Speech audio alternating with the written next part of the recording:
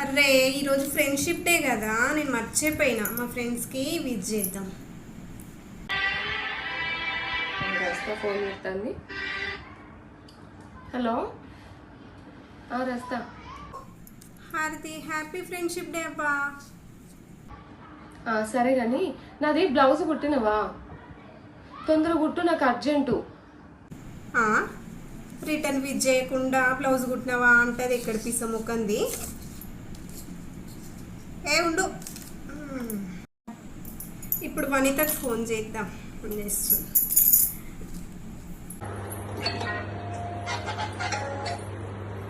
Hello Rajitha.